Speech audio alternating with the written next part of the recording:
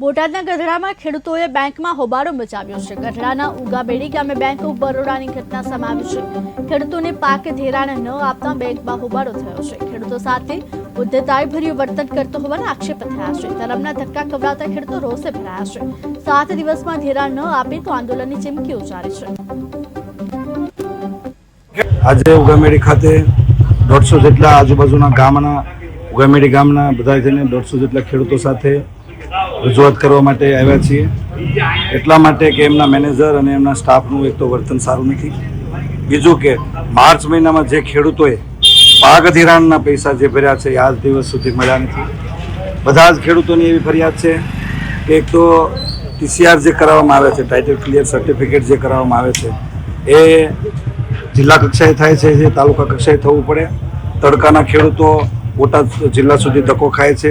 1.5 મહિને એમને TCR મળે છે, ત્યાર પછી અહીંયા ફાઇલ જ્યારે આપે ત્યાર પછી પણ આજ દિવસ સુધી એટલે કે 2 મહિના પછી પણ થઈ ગયા છે, ખેડૂતોને પૈસા મળ્યા નથી।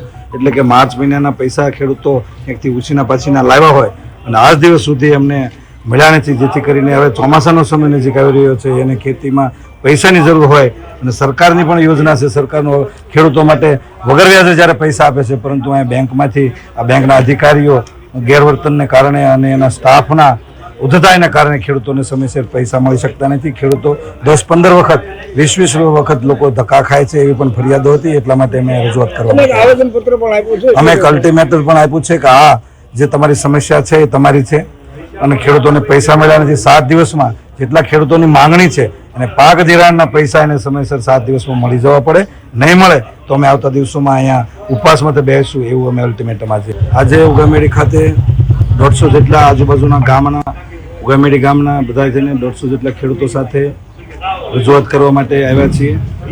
એટલા માટે કે એમના મેનેજર અને એમના સ્ટાફનું એક તો વર્તન સારું નથી, બીજું કે માર્ચ મહિનામાં